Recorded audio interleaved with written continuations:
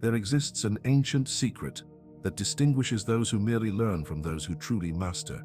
Most people never move beyond the beginner stage in anything they pursue, and today you'll understand why. You've probably seen individuals who seem to master whatever they set their minds to. They learn instruments in months, become fluent in new languages within a year, and build thriving businesses from nothing, while others struggle endlessly. Many attribute this to talent, saying such people were simply born gifted.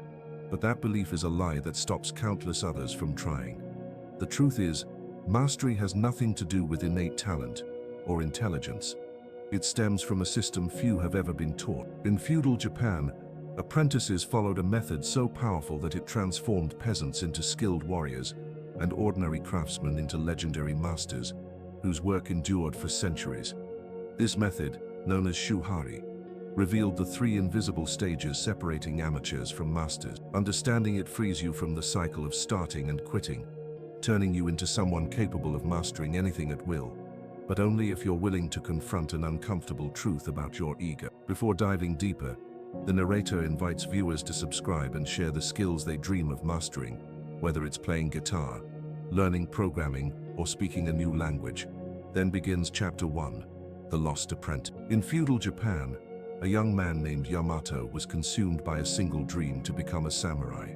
Though he was not born into a warrior family and had neither status nor name, his determination burned brighter than anything else. While others resigned themselves to lives as farmers and merchants, Yamato spent his days watching samurai, studying their poise, discipline, and quiet authority. At 16, driven by pure obsession, he picked up a wooden sword and trained alone, practicing from sunrise with endless strikes and thrusts. But after 6 months of relentless effort, his progress was non-existent, his movements awkward, his body uncooperative, and his sword clumsy and heavy, leaving him frustrated and uncertain about what true mastery required. The more Yamato practiced, the more his frustration grew. He devoured ancient manuscripts on legendary battles, memorized every classical sword technique, and studied Bushido, the samurai code of honor. Knowledge was not his problem, application was. Each time he picked up his sword, all that learning vanished, leaving him clumsy and defeated. A year passed, and Yamato was still just a village boy chasing an impossible dream, until one fateful afternoon near the forest changed everything. As he trained, a voice cut through the air, sharp and certain. Your feet are wrong. Your posture is wrong. Your breathing is wrong. Everything you're doing is wrong. Startled, Yamato turned to see an old samurai, his gray hair tied back, his face marked by deep scars, and 2 swords at his side. Ashamed, Yamato admitted he had no master and was teaching himself. The samurai asked how long he'd trained, and upon hearing it had been a year with no improvement, took Yamato's sword and said, "You think you're training, but you're only perfecting your mistakes. Every failed repetition teaches your body to fail better." The words struck Yamato harder than any blow. Desperate, he asked how to do it right, explaining he had read and memorized everything he could. The samurai interrupted him. "That's your problem. You tried to build a castle from the roof down. You studied strategy before mastering posture, innovation before imitation. You skipped the only thing that matters, the path." Fixing his gaze on Yamato, he continued, "There is a path to mastery with 3 stages. You cannot skip or rush them, or you'll live your life in mediocrity." When Yamato asked what the path was, the samurai replied, "Shuhari, Shu, obey, Ha, break, Ri, transcend. 3 stages, 1 destination, true mastery." Eager, Yamato begged to be taught. After a moment's silence, the samurai agreed, warning that the first stage would destroy everything Yamato thought he knew about learning. At dawn, Yamato waited in the clearing as the samurai approached. "Today begins Shu," the master said. "At this stage, you don't think, you don't question, you don't improvise. You obey. You copy exactly as I show you. No deviation." The samurai demonstrated a stance, and Yamato imitated it. With precision, the master adjusted his foot by 2 centimeters, his hip by a degree, his shoulder by a fraction, and instructed him to breathe 3 seconds in, 2 seconds hold, 4 seconds out. They stayed motionless for 10 minutes, just breathing. Yamato's legs trembled. His mind screamed that it was a waste of time, and he finally asked when they would start real training. The samurai turned slowly and said, "You think posture and breathing are boring. That's why you'll never be a samurai. Mastery is built in millimeters, not kilometers." Silenced, Yamato listened as his master continued. Shu isn't about excitement. It's about obedience until your body understands what your mind cannot. Every advanced technique depends on these fundamentals, and so day after day, Yamato practiced posture, breathing, and the same basic movements thousands of times. No glory, no sword fights, just repetition, humility, and the slow death of ego, the true beginning of mastery. Yamato's training continued without any advanced techniques. Only the relentless repetition of the basics drilled into him until exhaustion. Every day, his mind fought against the monotony. This is too slow. I could be learning real swordsmanship. This is a waste of time, he thought. Yet beneath his frustration, something invisible was transforming. His movements began to flow naturally. His once painful posture became effortless, and his breathing synchronized with his rhythm without conscious thought. 3 months later, his master demonstrated a simple horizontal strike and commanded, "1,000 times, exactly as I did it." Not faster, not slower, not harder. For days, Yamato practiced the same movement endlessly, until on the 4th day, during his 400th repetition, his body performed the perfect strike without conscious intent. It was as if the sword had learned the path itself. The master, watching from a distance, asked, "Did you feel it?" Yamato nodded silently. "This is Shu," the master said. "When the technique lives in your body so completely that your mind no longer interferes." Most people never reach this stage because they think repetition is weakness. They believe they're too intelligent for the basics. Modern science would later validate this truth. A neuroscientist at the University of Tokyo discovered that when a person repeats a movement 300 to 500 times, neurons in the cerebellum begin forming an automated pattern. After 1,000 correct repetitions, the movement becomes unconscious. The skill migrates from the conscious to the automatic brain. But those who switch techniques too soon never let this pattern form. They remain trapped in the slow, error-prone realm of conscious control. 6 months passed, and Yamato had mastered 12 fundamental techniques so deeply that he could perform them even in his sleep. One night, his master tested this, waking him suddenly and commanding a vertical strike. Yamato, still half dreaming, executed it flawlessly. Yet soon, he grew troubled. He noticed other warriors who seemed more knowledgeable.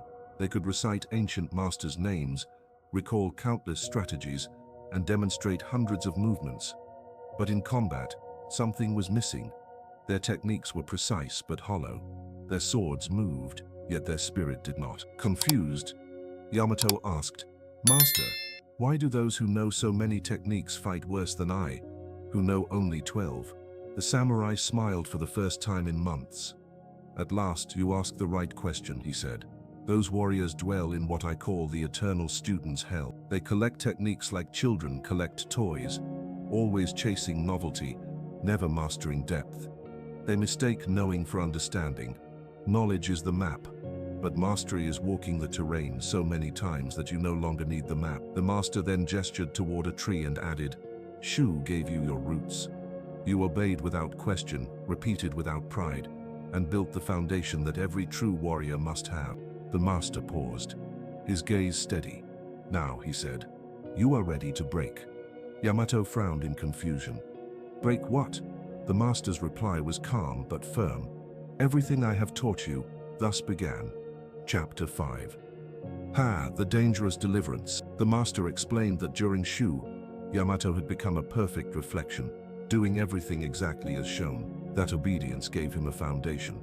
But if he stopped there, he would never be a true warrior, only a shadow of his teacher. Drawing a circle in the dirt, the samurai said, "Shu is this circle.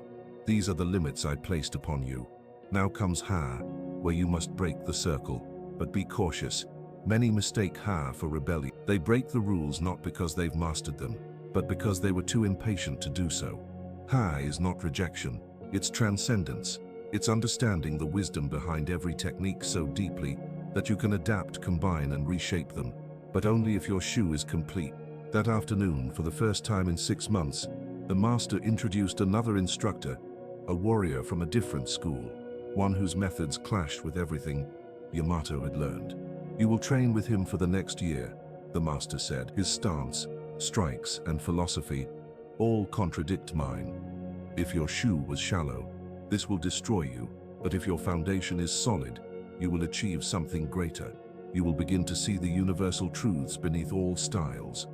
And so began Yamato's apprenticeship. His mornings were spent with his original master, his afternoons with the new instructor. The contrast was disorienting. One taught low stances, minimal movement, and patience. The other emphasized height, explosive power, and relentless offense. The contradictions made Yamato's mind spin, but over time, patterns emerged. Beneath their differences, both masters were teaching the same essence, the flow of energy, awareness of the opponent, and total presence in the moment. When his original master noticed the shift in Yamato's eyes, he smiled. "You're beginning to see," he said. "Shu taught you form, Han is teaching you principles. When you understand the principles, the forms become tools, not cages." After a full year in Ha, Yamato's fighting style transformed completely.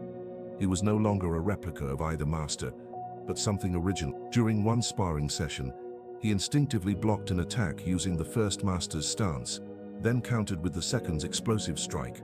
A movement so fluid, so natural, that both instructors froze, astonished. In that moment, Yamato had unknowingly created something new. Proof that he was no longer bound by imitation, but guided by understanding. "What was that?" the second asked in astonishment. Yamato, still catching his breath, replied, "I don't know, it just felt right." The two masters exchanged knowing smiles. "House is complete," the first master declared. "You no longer obey blindly, but neither do you rebel. You have begun to adapt with wisdom. You understand the why." But then his tone shifted. "And this," he said gravely, "is where 99% of practitioners stop. They reach Hasa and think they've achieved mastery. They mix techniques, merge styles, create variations, and take pride in their ingenuity. But Hasa is still a cage. You're confined by the techniques you know, even if you can rearrange them beautifully. You've become a skilled artist, but not yet a master. The true path continues to the third stage. Rio, and only 1 in 1,000 ever reach it, because it demands something few can endure: the courage to forget everything. Thus began Chapter 6, Ri, the Silent Transcendence. The master explained, "In Ri, you no longer use techniques. The techniques use you. In truth, there are no techniques anymore, only pure, effortless response to the moment." Yamato frowned, bewildered. "How can I fight without techniques?" The master smiled faintly. "You will understand. But first, listen." He began to tell his own story. "When I was young, I spent 40 years studying the sword. I mastered 300 techniques across 12 schools. I was renowned throughout the land as one of the finest swordsmen. Then one day, an old master, 80 years of age, frail and bent, challenged me to a duel. I accepted, thinking it would be quick, out of politeness. But he defeated me in 3 effortless moves." The old samurai's gaze grew distant. What confused me most was that he used no technique I recognized. It was not style A, B, or C. It was everything and nothing at once, like water, shapeless yet perfect in form. After the duel, he said to me, "Young man, you fight well. You know many techniques, but you are still fighting. I no longer fight. I simply respond.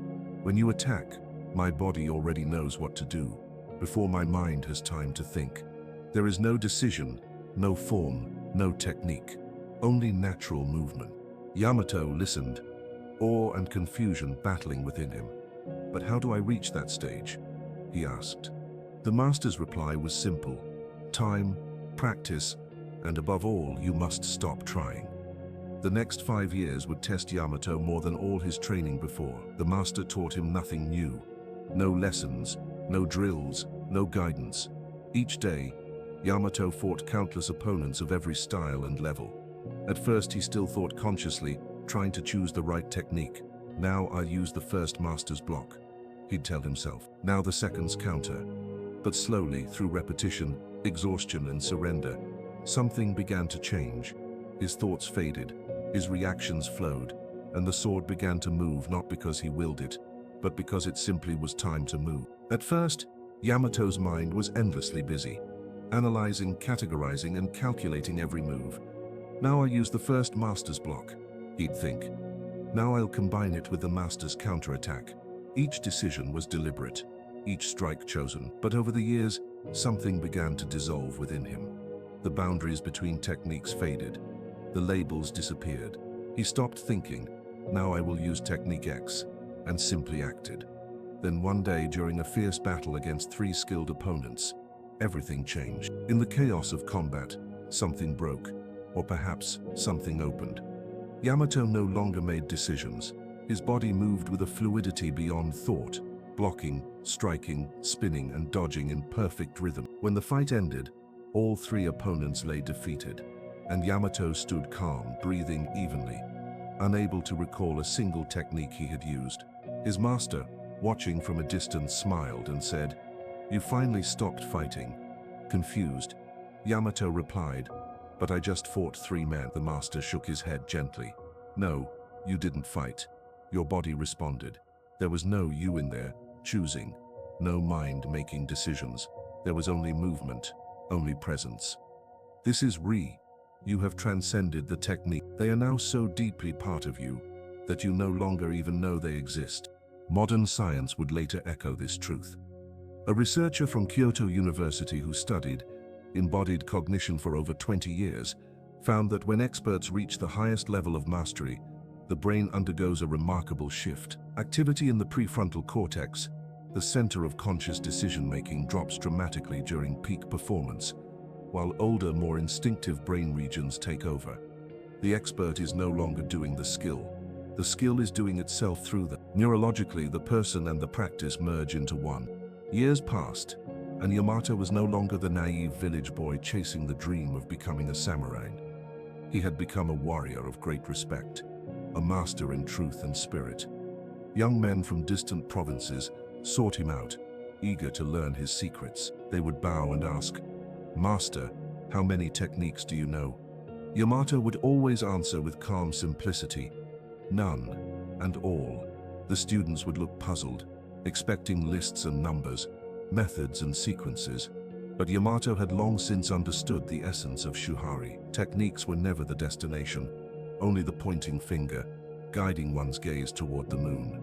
Most people, he realized, become so fixated on the finger that they never once lift their eyes to see what it points to. One day, an arrogant young man challenged him, saying, "With all due respect, master, you claim to know no techniques, but my old instructor knows 500. Yamato smiled quietly, for he understood that the young man's pride was the same barrier he once had to break, the illusion that knowledge itself was mastery.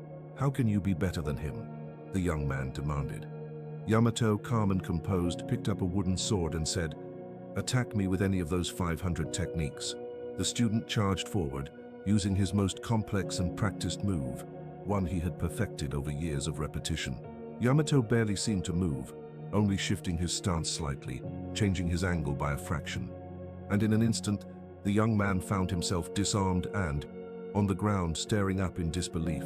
Yamato helped him up and said gently, "You just used a specific technique, one you've memorized and repeated thousands of times. It's effective, yes, but it's limited." He paused, letting the words sink in. "I didn't use any technique against you. My body simply responded in the only way that moment required. It wasn't technique A, B, or C. It was pure response, perfectly suited to a situation that has never existed before and will never exist again. That's the difference between knowing 500 techniques and having none. You are bound by your 500 choices. I am free because I'm not choosing.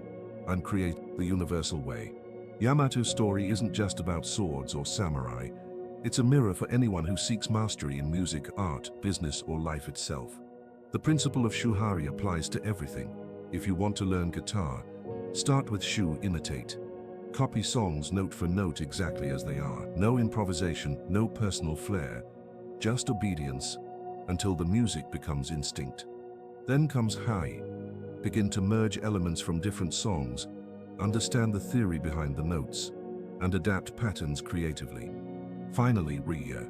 You no longer play music, you are music. The melody flows through you effortlessly. The same applies to programming. In Shu, you copy code from skilled developers line by line, following patterns without question to build a solid base. In Ha, you start understanding why those patterns work, learning to toe and modify them to fit your needs. And in Re, you transcend syntax altogether. You see a problem, and the solution appears almost automatically, your fingers translating thought to code without conscious effort.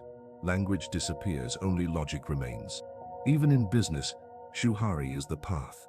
In Shu, you study proven models and replicate what already works. You don't innovate, you absorb. In Ha, you adapt those models to your niche, seeing patterns that span across industries. In Re, you no longer follow strategies, you sense what will succeed, as though your intuition reads the market the way a master reads an opponent. The pattern never changes. Shuhari is not just an ancient Japanese philosophy, it is the blueprint for deep learning in every field. The universal rhythm of mastery itself, the trap of the modern generation. Yet, there's a truth no one talks about. The reason most people today will never experience mastery in anything, it's because they refuse to go through Shu. Think about it. We live in an age obsessed with shortcuts. Everyone wants to skip the obedience, the discipline, the repetition. They want Ha's creativity and Ri's freedom without enduring Shu's humility. They crave instant results, quick hacks, and endless novelty. But without the foundation of Shu, their skills crumble at the first challenge. They collect information without transformation, knowledge without embodiment, and so they remain forever at the surface. Clever, informed, and endlessly distracted, but never ever masters. How many times have you heard, "I don't like following rules, I'm more creative doing it my way"? It sounds bold, but it's ego shielding you from the hard truth. You don't want to carve your own path, so much as you want to dodge the grind of mastering someone else's first. Yamato could have claimed the same. "Why copy you, master? I'm unique," and he would have stayed a villager, not a samurai. Our era glorifies skipping fundamentals and jumping straight to self-expression, branding apprenticeship as uncreative and copying as weak, and the result is a generation dabbling in everything. Mastering nothing, 47 hobbies started. None finished. I tried guitar, it wasn't for me. When the real issue was no patience for Shu. Here's the blunt truth. Your roadblock isn't talent, time, or resources. It's trying to start in Ha or Re without earning Shu. You want a virtuoso sound without 6 months of scales, a pro coder's fluency without a year of line-by-line imitation, an 8-figure business without 2 years of dissecting proven models. You skip Shu because it's boring and humbling, because we've been sold the fantasy that we're too special to follow the same path every master has walked. But there's no shortcut, never was. Zen monks knew it centuries ago, samurai lived it. Every true master confirms it. The path is Shuhari. So act now. Choose one skill, the single skill that mastered in the next 3 years would transform your life. Find one person who's already mastered it, not the world's best, just 10 times better than you, and if you can't access them in person, pick one expert online. Then enter Shu with total humility and copy their method with obsessive precision. No tweaks, no my way, no creativity. Just flawless imitation until the foundations live in your bone. Will it be boring? Absolutely. Will it feel like you're losing your identity? Yes. Will people judge you saying you've become robotic or unoriginal? Without a doubt. And that's how you'll know you're on the right path. Once you complete Shu, you'll know because the techniques will begin to flow effortlessly. You move into Ha. Study other methods, combine ideas, experiment, and question why things work. This phase isn't short. It lasts years, not months. Keep refining, testing, and blending what you've learned. Eventually, without realizing it, you'll enter Rosgray. At this stage, you'll perform your craft instinctively, creating solutions no one's ever taught you, transcending technique itself. And when you reach that point, you'll understand that mastery has no finish line. You return to the fundamentals with entirely new eyes. An Oxford University researcher who studied 500 world-class masters, musicians, athletes, programmers, martial artists, entrepreneurs, found a universal pattern. Every single one followed 3 stages: rigorous imitation for 1 to 3 years, experimentation and combination for 3 to 7, and finally intuitive innovation, the phase of true mastery. There wasn't a single exception. Even those called natural prodigies, didn't skip Shu, they only moved through the stages faster. Yamato's legacy. Yamato lived to the age of 87 and trained hundreds of students throughout his life. On his final day, surrounded by his most advanced disciples, one asked, "Master, what was your greatest regret?" Yamato reflected in silence before answering, "My only regret was not starting Shu sooner. I wasted a whole year trying to teach myself, believing I was clever enough to find my own path. If I had begun with a master from the start, I would have gained an extra year of mastery, and one extra year of mastery is worth more than any treasure." Looking around at his students, he added, "Don't repeat my mistake. If you wish to master something, find someone who already has. Copy them without shame, without ego, and without rushing to add your own flair. Mastery is not about being original from the beginning. It's about becoming so devoted to the path that in time, originality emerges naturally as the byproduct of true understanding. It's about becoming so deeply skilled that originality becomes inevitable." Those were Yamato's final words about the path, spoken with quiet conviction. 3 days later, he passed away peacefully, knowing he had shared the most important truth he had ever learned. The path never ends. It only transforms. And here lies the secret few ever grasp. Shuhari is not truly about learning skills.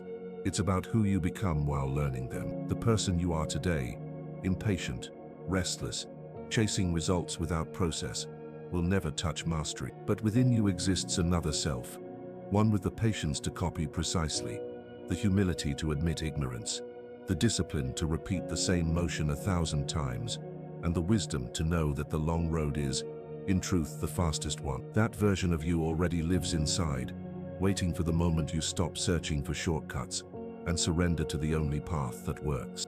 Shuhari isn't just an ancient Japanese system, it's a mirror. When you look into it, what do you see? Someone willing to begin as a humble beginner, to set aside ego and embrace the grind, or someone still hunting for hacks and quick results? Because only one of these versions of you will ever achieve mastery, and you already know which one. The question isn't whether Shuhari works, it's whether you're willing to pay the price it demands. Yamato was born an ordinary village boy, with no talent, no noble blood, no advantages. The only thing he possessed was complete willingness to obey before questioning, to imitate before innovating, to master the basics before chasing the advanced. That alone transformed him from a nobody into a samurai whose name lived on for centuries. You face the same choice he did. The same path stands open before you. You can spend the next 5 years searching for a better way that doesn't exist, only to find yourself exactly where you are now, dabbling in many things, mastering none. Or you can embrace the price of mastery, endure the repetition, and emerge extraordinary in whatever you pursue.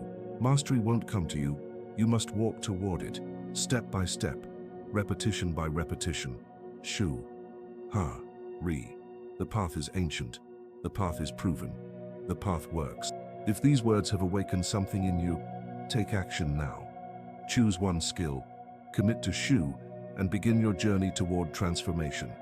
And if you seek deeper insight into the psychology and philosophy behind mastery, you're invited to explore further content dedicated to these themes. Few people make it this far, and the fact that you have already sets you apart from nearly everyone else.